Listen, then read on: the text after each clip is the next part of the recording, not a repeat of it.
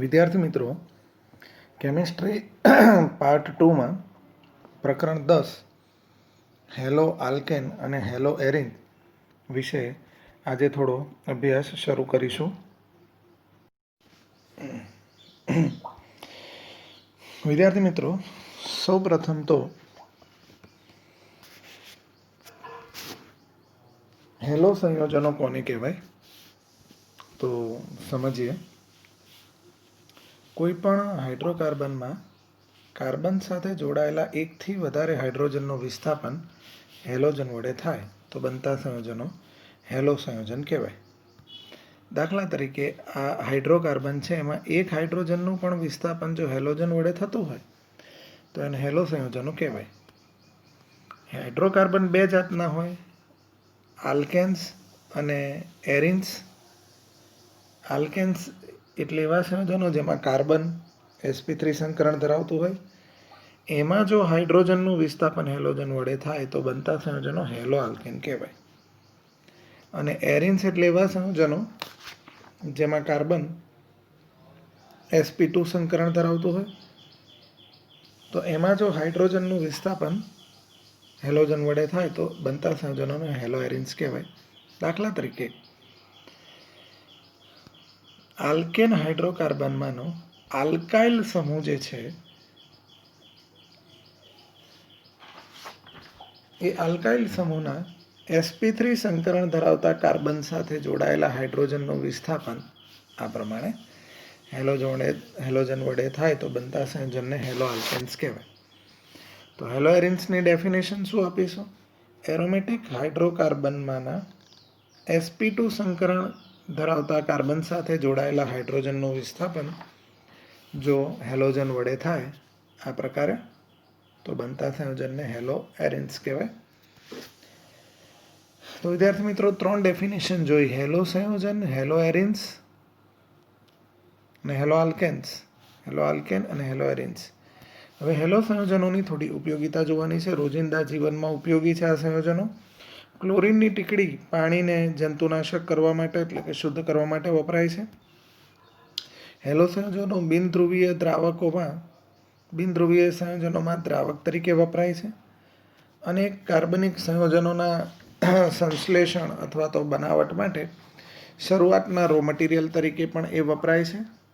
ક્લોરએમ્ફિનિકોલ tablet અથવા તો medicine આવે છે જે ટાઇફોઇડ તાવ માટે વપરાય છે. ક્લોરોક્વિન મેલેરિયા તાવ માટે. થાઇરોઇડ ગ્રંથિમાં થાઇરોક્સિન અંતઃસ્ત્રાવ ઉત્પન્ન થાય છે જે આયોડિનયુક્ત હોય છે અને ગોઇટર રોગથી બચાવે છે. ક્લોરોફોર્મ ઓપરેશન દરમિયાન નિશ્ચેતક તરીકે પહેલાં વપરાતું હતું.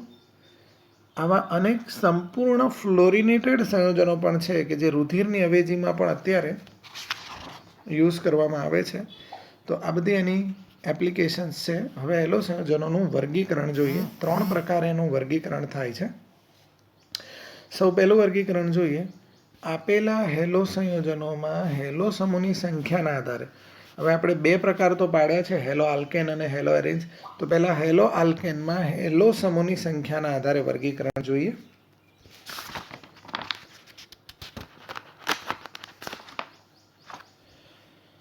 સૌથી પહેલાં આલ્કેન હાઇડ્રોકાર્બનમાંના એક હાઇડ્રોજનનું વિસ્થાપન એક હેલોજન વડે કરો તો એને બનતા સંયોજનને મોનો હેલો આલ્કેન્સ કહેવાય.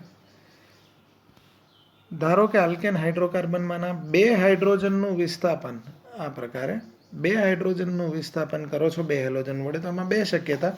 કોઈ એક જ કાર્બન પરથી બે હેલોજનનું વિસ્થાપન કરો, વિસ્થાપન કરો અને બે ક્રમિક કાર્બન પરથી બે ક્રમિક હાઇડ્રોજનનું વિસ્થાપન કરો. એ જ રીતે આલ્કેન હાઇડ્રોકાર્બનમાંના ત્રણ હાઇડ્રોજનનું વિસ્થાપન ત્રણ હેલોજન વડે, એ પણ ત્રણ પ્રકારે થશે. પહેલો પ્રકાર, કોઈ એક જ કાર્બન પરથી ત્રણેય હાઇડ્રોજનનું વિસ્થાપન કરો અને ત્રણ હેલોજન લગાવો. ત્રણ ક્રમિક કાર્બન પરથી એક હેલોજનનું વિસ્થાપન કરો અને એક પ્રકારમાં કોઈ એક કાર્બન પરથી બે હેલોજન અને કોઈ એક કાર્બન પરથી એક હેલોજનનું વિસ્થાપન કરો તો ટ્રાય હેલો આલ્કેન બને. એ જ રીતે હેલો એરિન્સમાં એક હાઇડ્રોજનનું વિસ્થાપન એક હેલોજન વડે કરો એટલે મોનો હેલો એરિન્સ આ રીતે બને. 2 હાઇડ્રોજનનું વિસ્થાપન કરીએ 2 હેલોજન વડે તો ડા હેલો એરિન્સ 3 રીતે બનશે. 1-2 પર વિસ્થાપન, 1-3 પર અને 1-4 પર વિસ્થાપન. આપણે 11th ભણ્યા એ પ્રમાણે 1-2 પર વિસ્થાપન એટલે ઓર્થો, 1-3 પર મેટા અને 1-4 પર પેરા કહેવાશે. 3 હેલોજનનું વિસ્થાપન, 3 હાઇડ્રોજનનું વિસ્થાપન 3 હેલોજન વડે 1-4 અને 1-3-5.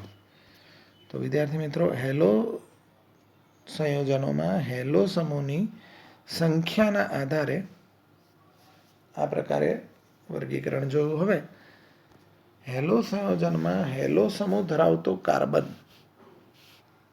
sp3 સંકરણ ધરાવતો હોય ત્યારે 3 પ્રકાર: આલ્કાઇલ હેલાઇડ, એલાઇલ હેલાઇડ અને બેન્ઝાઇલ હેલાઇડ. એમાં સૌથી પહેલા આલ્કાઇલ હેલાઇડ દેખાય છે તમને. હેલોજન ધરાવતો કાર્બન sp3 સંકરણ ધરાવે છે, બધી બાજુ સિંગલ બનશે એટલે, અને એ કાર્બન ડાયરેક્ટલી બીજા એક કાર્બન સાથે જોડાયો હોય તો એને 1 ડિગ્રી આલ્કાઇલ હેલાઇડ કહેવાય. એવી જ રીતે હેલોજન ધરાવતો કાર્બન sp3 સંકરણ ધરાવતો હોય ને એ કાર્બન બીજા 2 કાર્બન સાથે જોડાયો હોય તો 2 ડિગ્રી આલ્કાઇલ હેલાઇડ. અને એ જ રીતે હેલોજન ધરાવતો કાર્બન sp3 સંકરણ ધરાવતો હોય અને બીજા 3 કાર્બન સાથે જોડાયો હોય તો એને 3 ડિગ્રી આલ્કાઇલ હેલાઇડ કહેવાય. તો આ આલ્કાઇલ હેલાઇડ બાદ આપણે લઈએ એલાઇલ હેલાઇડ. એમાં પણ હેલોજન ધરાવતો કાર્બન તો sp3 સંકરણ ધરાવતો જ હશે. તો આ રહ્યું એલાઇલ હેલાઇડ. હેલોજન ધરાવતો કાર્બન sp3 સંકરણ ધરાવે. એ carbon C double bond C પૈકીના કોઈ એક કાર્બન સાથે સીધો એટેચ હોય અને કુલ એક જ કાર્બન સાથે એટેચ હોય તો 1 ડિગ્રી એલાઇલ હેલાઇડ. જો કુલ 2 કાર્બન સાથે આ એટેચ હોય તો 2 ડિગ્રી એલાઇલ હેલાઇડ. અને હેલોજન ધરાવતો કાર્બન કુલ 3 કાર્બન સાથે એટેચ હોય તો 3 ડિગ્રી એલાઇલ હેલાઇડ. ત્યારબાદ બેન્ઝાઇલ હેલાઇડ. આ પણ હેલોજન ધરાવતો કાર્બન sp3 સંકરણ ધરાવતો હશે. તો ચેક કરીએ બેન્ઝાઇલ હેલાઇડની આ કોમન ફોર્મ્યુલા. હેલોજન ધરાવતો કાર્બન sp3 સંકરણ ધરાવે છે. આ કાર્બન એરોમેટિક કેન્દ્રના કાર્બન સાથે સીધો એટેચ છે. આ 2 શરત કોમન રહેશે. અને આ કાર્બન બીજા એક જ કાર્બન સાથે એટેચ હોય તો 1 ડિગ્રી બેન્ઝાઇલ હેલાઇડ. જો આ કાર્બન બીજા 2 કાર્બન સાથે એટેચ હોય તો 2 ડિગ્રી બેન્ઝાઇલ હેલાઇડ. અને જો આ કાર્બન બીજા 3 કાર્બન સાથે એટેચ હોય તો 3 ડિગ્રી બેન્ઝાઇલ હેલાઇડ કહેવાશે. બીજું એક વર્ગીકરણ છે. હેલો સંયોજનોમાં હેલો સમૂહ ધરાવતો કાર્બન જો sp2 સંકરણ ધરાવતો હોય ત્યારે થતું વર્ગીકરણ 2 મુખ્ય પ્રકારમાં: વિનાઇલ હેલાઇડ અને એરાઇલ હેલાઇડ. તો સૌથી પહેલા વિનાઇલ હેલાઇડ જોઈએ. ફોર્મ્યુલા: હેલોજન ધરાવતો કાર્બન sp2 સંકરણ ધરાવે છે. એ carbon C double bond C પૈકીનો જ એક કાર્બન હોવો જોઈએ તો એને વિનાઇલ હેલાઇડ કહેવાય. હવે એરાઇલ હેલાઇડ. હેલોજન ધરાવતો કાર્બન ડબલ બોન્ડ છે એટલે sp2 સંકરણ ધરાવે છે. એ કાર્બન એરોમેટિક કેન્દ્રનો કાર્બન હોવો જોઈએ અને C ડબલ બોન્ડ C પૈકીનો એક કાર્બન હોવો જોઈએ તો એને એરાઇલ હેલાઇડ કહેવાય. અહીંયા કેટલાક ઉદાહરણો આપ્યા છે. આ વિનાઇલ હેલાઇડ, એલાઇલ હેલાઇડ, આ વિનાઇલ હેલાઇડ, એલાઇલ હેલાઇડ. આ પ્રકારના ક્વેશ્ચન્સ પૂછાતા હોય છે એટલા માટે એકવાર નોટ કરી લેશો અથવા તો સ્ક્રીનશોટ લઈ લેશો.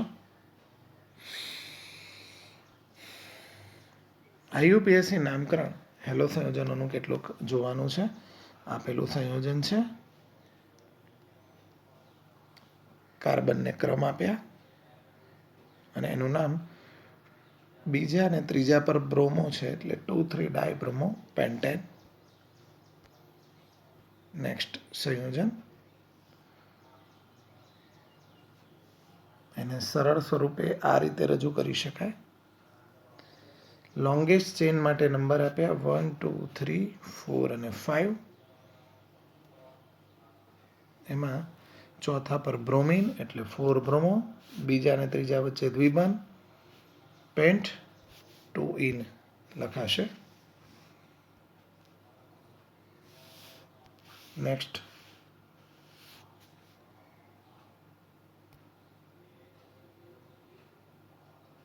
એને સિમ્પલ સ્વરૂપમાં લખ્યું છે. એનું આઈયુપીએસી નામ થશે 1 બ્રોમો 2,3 ડાયમિથાઇલ બ્યુટ 2 ઇન. નેક્સ્ટ સંયોજન સાદી રીતે લખ્યું. લોંગેસ્ટ ચેન 3 કાર્બનની, ત્રીજા પર બ્રોમિન 3 બ્રોમો, બીજા પર મિથાઇલ 2 મિથાઇલ, પહેલા અને બીજા વચ્ચે દ્વિબંધ એટલે પ્રોપ 1 ઇન. નેક્સ્ટ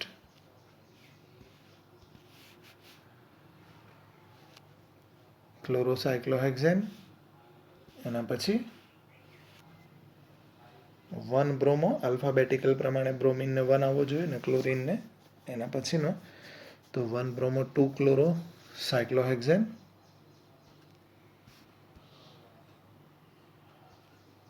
એના પછી 1 ક્લોરો અને 4 ઇથાઇલ સાયક્લોહેક્ઝેન. નેક્સ્ટ સિમ્પલ છે આ તો બ્રોમોબેન્ઝીન 1 bromo 2 methyl benzene.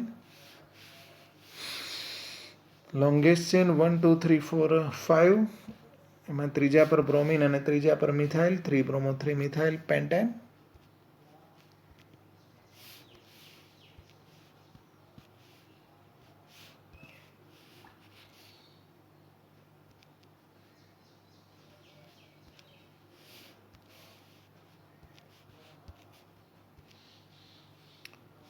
Next longest chain 3 કાર્બનની, બીજા પર બ્રોમિન અને અહીંયા ડોટ એટલે મિથાઇલ હશે એટલે 2 bromo 2 methyl propane.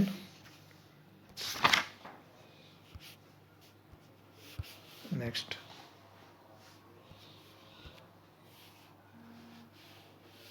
Longest chain 6 કાર્બનની, ત્રીજા પર ક્લોરિન અને પાંચમા પર મિથાઇલ, બીજા ત્રીજા પર દ્વિબંધ હેક્સ 2 ઇન એટલે 3 ક્લોરો 5 મિથાઇલ હેક્સ 2 ઇન. આ સંયોજન જુઓ. Longest chain 1, 2, 3 and 4. પહેલા પર બ્રોમિન, ત્રીજા પર 2 મિથાઇલ, પહેલા પર ફિનાઇલ અને 4 કાર્બન એટલે બ્યુટેન. નેક્સ્ટ લોંગેસ્ટ ચેન, બીજા પર બ્રોમિન, ત્રીજા પર ઓર્ગેનિક બ્રાન્ચીસ છે એટલે 2 હોય તો આપણે 20 લગાવીએ છીએ, 3 હોય તો 30. એ આપણે 11માં ભણેલા. તો ત્રીજા પર 20 અને એના ચોથા પર ક્લોરો તો 4 ડેશ ક્લોરોફિનાઇલ 4 કાર્બનની શૃંખલા એટલે બ્યુટેન.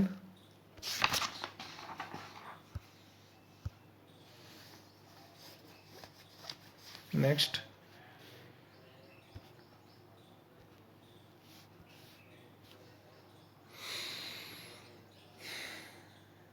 લોંગેસ્ટ ચેન 9 કાર્બન સુધી, પહેલા પર આયોડિન અને બીજા પર આ શૃંખલા, એના પણ બીજા પર ક્લોરો એટલે 1 આયોડો 2 પર 2 ડેશ ક્લોરોફિનાઇલ અને પછી 8 કાર્બનની શૃંખલા છે એટલે ઓક્ટેન. નિયોહેક્ઝાઇલ બ્રોમાઇડ એનું IUPAC નામ. નિયોહેક્ઝાઇલ બ્રોમાઇડ છે. લોંગેસ્ટ ચેન 4 કાર્બનની, પહેલા પર બ્રોમિન અને ત્રીજા પર 2 મિથાઇલ, 1 બ્રોમો, 3 ડાયમિથાઇલ બ્યુટેન. દ્વિતીયક બ્યુટાઇલ આયોડાઇડ એનું IUPAC નામ તો 2 આયોડો, બીજા પર આયોડિન છે એટલે 2 આયોડો બ્યુટેન. નેક્સ્ટ ડાયક્લોરો ફિનાઇલ મિથેન. નેક્સ્ટ લોંગેસ્ટ ચેન 3 કાર્બનની, એમાં 3 બ્રોમો, હેક્સ 1 આઇન અને પ્રોપાર્જિલ બ્રોમાઇડ પણ કહે છે. લોંગેસ્ટ ચેન 4 કાર્બનની, પહેલા પર ક્લોરીન, ત્રીજા પર મિથાઇલ, 1 ક્લોરો, 3 મિથાઇલ અને 4 કાર્બન એટલે બ્યુટેન. તો વિદ્યાર્થી મિત્રો, આ રીતે આપણે હેલોજન સંયોજનોના IUPAC નામકરણ જોઈ શકીએ.